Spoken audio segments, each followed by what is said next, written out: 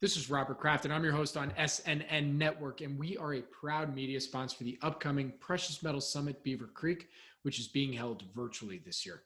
Joining me right now is Dale Verran. He is the CEO of Fortune Bay. It's a publicly traded company. The symbol is FOR on the TSX Venture. Dale, thank you for joining me today. How you doing? Yeah, good. Thanks to yourself, Robert. Thanks for having us. Yeah, thank you for joining us. And yeah, no, we're doing good here. You know, it's another day in Beaver Creek. We love it. Virtual Beaver Creek. So let's start with a very quick overview and history of the company, and then we'll go from there. Yeah, the company's been around for some time, and it's had several sort of successor companies. You know, going back to Linear Gold Corp in the early 2000s. You know, that they're making a discovery and growing that company.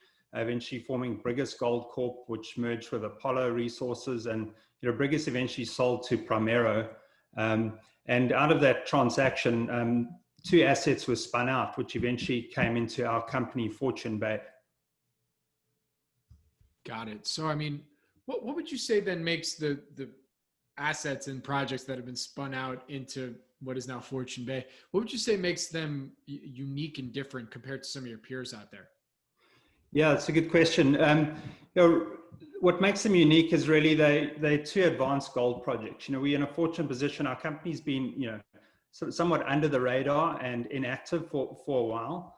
And, recently I've been brought on to get this story moving. And the two projects, we got one in Saskatchewan, the Goldfields project, and another one in Mexico, the Ixhuatán projects, both 100% owned. The Goldfields project is our most advanced asset. And what's exciting about that is it's already had a PFS done, in 2011, which, produced some robust economic results. And we're in a position where we can build on that PFS.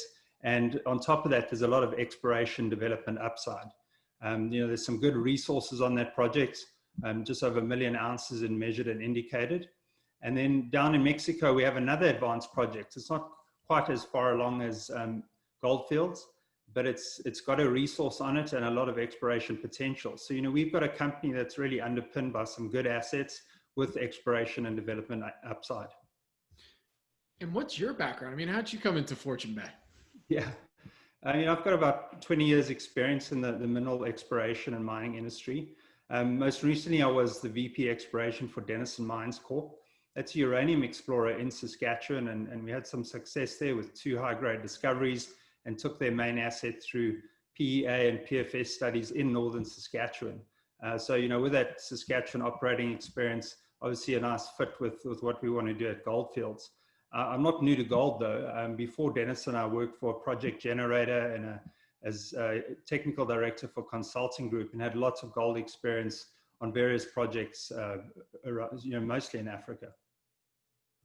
And then from what you can tell us, what would you say are some of the company's value catalysts now for the rest of this year going into 2021? Yeah, we recently announced plans at the end of July to advance the Goldfields project. That's going to be our initial focus. There's a few things we need to do there. The project has mineral resources. It has a PFS study, but those are considered historical in accordance with NR 43-101. What we needed is bring that into a current status. And step 1 of that is bringing the mineral resources into current status. There we want to revise the geological model, get a resource estimate, and then look toward a future PFS study. In tandem with that, there's a lot of exploration potential on the property. There's 2 deposits, Box and Athona, and both of those are open. The mineralization's open. So concurrent with our mineral resource estimation and a potential future pre-feasibility study, we're going to be doing exploration, and really excited to get started with that. And with that, where can our audience go and find everything they need to know about Fortune Bay? Well, we do have a website, but good news is we got a new one coming. We expect that in the next week or 2, it should be live. But on our existing website, there's a corporate presentation. It has all the details about the company there. That's the best place to find news. And obviously we'll be at the conference and look forward to meeting people and telling them about our exciting story. Very good. And will it be the same URL, the fortunebaycorp.com? That's right. That's correct. Very good. All right. Well, Dale, thank you so much for joining me today. I really do appreciate it. Good luck. Stay safe. And I look forward to our next update. Thanks, Robert. Good chatting to you. Good chatting with you too. Again, my name is Robert Kraft and I'm your host on SNN Network, and we are the proud media sponsor for the upcoming Precious Metal Summit Beaver Creek being held virtually this year. Dale will be there doing a presentation on Fortune Bay, and thank you all for listening today. Thanks.